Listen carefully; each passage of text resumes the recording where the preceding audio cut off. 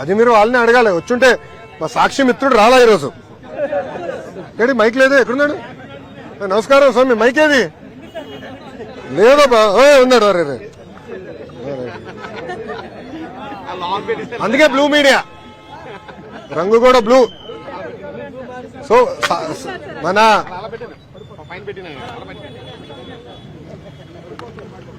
అందుకే సాక్షి అన్న, మీ పేరేంటో చెప్పండి అబ్బా.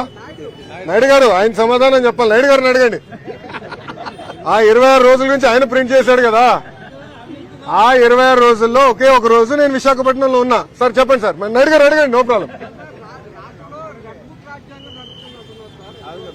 ఒక్క నిమిషం అమ్మా, నో ప్రాబ్లం. Good question. ఏం తమ్ముడు భయపడుతున్నావా? ఏం లేదు కదా.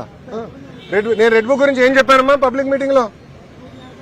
ఏ అధికారులైతే చట్టాన్ని ఉల్లంఘించి ప్రజల్ని, కార్యకర్తలు ఇబ్బంది పెట్టారో వాళ్ళని వదిలిపెట్టనన్నా. అంటే మీకు ఫండ్ చేసిన అధినేత పార్టీలో రాసలీలలు జరుగుతున్నాయి. నిన్న మొన్న అన్ని బయటకు వచ్చినాయి. అధికారులు కూడా ఇన్వాల్వ్ అయి ఉన్నారని పాపం మేడం గారు వచ్చి చెప్పారు. అవన్నీ ఎంక్వైరీ చేయాలి కదా. చట్టాలను ఉల్లంఘిస్తే ఎంక్వైరీ చేస్తా. అది నా రెడ్ బుక్ లో ఉంది. ఎందుకు భయపడుతున్నారు అందరూ? నాది రాజారెడ్డి రాజ్యాంగం కాదు స్వామి. నన్ను ఆపేదానికి మీ ఇన్వెస్టర్ జగన్మోహన్ రెడ్డి గారు ఆనాడు జియో 1 తీసుకొచ్చాడు. ఆ రోజే చెప్పా, మడిచి ఎక్కడ పెడతావు పెట్టుకోపో అని. అదే జగన్మోహన్ రెడ్డి గారు ఈ రోజు రాష్ట్రంలో ఎక్కడ తిరగండి వెళ్తున్నారు. Z+ కేటగిరీ సెక్యూరిటీ ఇచ్చి మరి పంపిస్తున్నాం ఆయన. ఇంకేం కావాలి ఆధారాలు నీకు? సార్ ఋషికొండ ప్యాలెస్ లోపల ఏముందో ఇంకా నేను చూడాల్సిన అవసరం ఉంది. అంత డబ్బులు ఎట్లా ఖర్చు అయిందో నాకు అర్థం అవట్లా. అంటే ఒక టబ్బు 30 లక్షలు అంటున్నారు. ఇట్లా అనేక వార్తలు వచ్చినాయి. నేను ఫోటోలు చూశాను, వీడియోలు, అంటే మీరే వెళ్ళి వీడియోలు తీశారు. అక్కడ ఛాంబర్ ఉన్నట్టుంది ముఖ్యమంత్రి గారు. అదే దాదాపు ఒక 2 నుంచి 3 వేల స్క్వేర్ ఫీట్ ఉంటుంది అనుకుంటా ఒక్క రూమ్. అంత అవసరం లేదు ముఖ్యమంత్రి గారు, అంత రూమ్ అవసరం లేదు. నాకు కొంత అవగాహన ఉంది ఆ సబ్జెక్ట్ మీద. అడ్డాగోలుగా ప్రజాధనాన్ని ఖర్చు పెట్టారు. దానికి దేనికోసం వాడాలి అని అనేది మళ్ళీ చర్చించాల్సిన అవసరం ఉంది. Yes sir. గిరిజన ప్రాంతంలోనే విద్యార్థులు, స్కూల్కి వెళ్ళే విద్యార్థులు చాలా వసతులు లేకుండా ఇబ్బంది పడుతున్నారు. అవును. స్కూల్కి వెళ్ళే ఇబ్బంది కూడా చాలా పడుతున్నారు. అవును. వాళ్ళు స్కూల్కి వెళ్ళే మార్గం కూడా వాగులు దాటి ఎలా వస్తుంది. అవునండి. దాని ఏ విధంగా వాళ్ళకి మీరు చూస్తే గత ప్రభుత్వం ఒక కార్యక్రమం చేపట్టి దాదాపు 9,000 కోట్ల రూపాయలు ఖర్చు పెట్టారు. 5 సంవత్సరాల్లో 10 లక్షల మంది విద్యార్థులు ప్రభుత్వ పాఠశాలలకి వెళ్లకుండా తగ్గిపోయారు. అంటే 45 లక్షల నుంచి ఇప్పుడు 35 లక్షలు పడిపోయింది. గత ప్రభుత్వం చేతగానితనం వల్ల జరిగింది. నేను కౌన్సిల్లో కూడా చాలా స్పష్టంగా చెప్పా, విద్యా వ్యవస్థను ప్రక్షాళన చేయాలి, ఒక రోడ్ మ్యాప్ ఏర్పాటు చేయాలి. 5 సంవత్సరాల్లో ఏమేం చేయబోతుందో చాలా స్పష్టంగా చెప్తాను. అది ప్రజల ముందలు పెడతా, మన టీచర్ సంఘాలు, ఉపాధ్యాయుల సంఘాల ముందలు పెడతా, అందరూ అభిప్రాయాలు తీసుకున్న తర్వాత అమలు చేస్తా. 4 సంవత్సరాలు నాణ్యమైన విద్య ఎట్లా అందించాలి. అదేవిధంగా గతంలో అనేక జియోలు ఇచ్చి ప్రభుత్వ విద్య పిల్లలకి దూరం చేస్తున్నారు. దాంట్లో భాగంగా కొన్ని పాఠశాలలు కూడా మూసేశారు. అది కూడా నేను స్టడీ చేస్తున్నాను. ఎందుకంటే లీగల్ ఇష్యూస్ ఏంటనేది అది కూడా స్టడీ చేసి తొందరలోనే సంఘాల ముందరికి వెళ్తా, ప్రజల ముందర వెళ్తాం.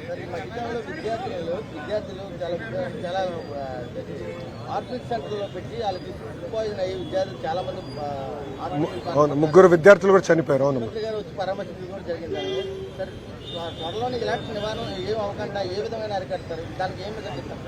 ప్రధానంగా నేను ఇప్పుడు అధికారులు చెప్పింది ఏంటంటే, ఏ పాఠశాలలో ఏ విద్యార్థి చదువుతున్నారు ఎన్యూమరేషన్ పకడ్బందీగా చేయండి.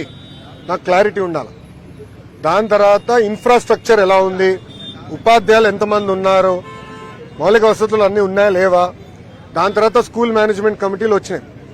వాళ్ళ నాయకత్వంలో ఇన్ఫ్రాస్ట్రక్చర్ ఎట్లా క్రియేట్ చేయాలి, మెంటరింగ్ అంటే పిల్లలు కానివ్వండి ఉపాధ్యాయులకి కొంచెం కూర్చొని మాట్లాడి ఎలా స్కూల్స్ ఇంప్రూవ్ చేయాలి అని దానిపైన మేము చర్చిస్తాం. కానీ ముందలు తీసుకెళ్తాం.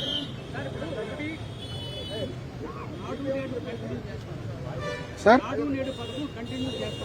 మనబడి మన భవిష్యత్తు కింద కంటిన్యూ చేస్తున్నాం సార్.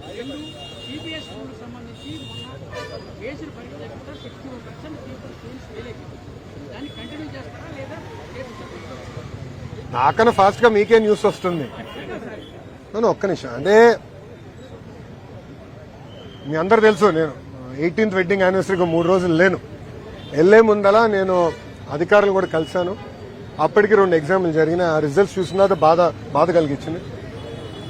సంస్కరణలు తీసుకొచ్చినప్పుడు, ప్రత్యేకంగా విద్యారంగంలో సంస్కరణలు తీసుకొచ్చినప్పుడు కొంచెం ఆలోచించి ఒక పద్ధతి ప్రకారం తీసుకురాలి.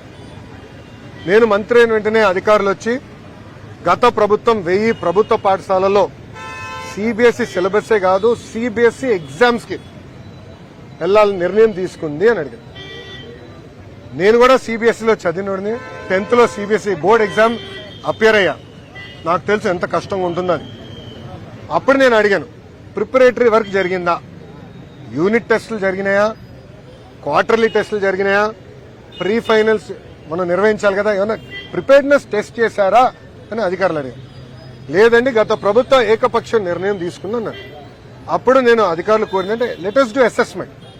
ఇప్పుడు పిల్లలు డైరెక్ట్ గా ఎస్ఎస్సి ఎగ్జామినేషన్ తీసుకెళ్లి సిబిఎస్ఈలో వితౌట్ ఎనీ ప్రిపరేషన్ పడేస్తే పిల్లలు చాలా ఇబ్బంది పడతారు. పరుపాటున ఎవరన్నా ఫెయిల్ అవుతే జీవితాంతం ఆ బాధ ఆవేదన వాళ్ళు ఉంటుంది.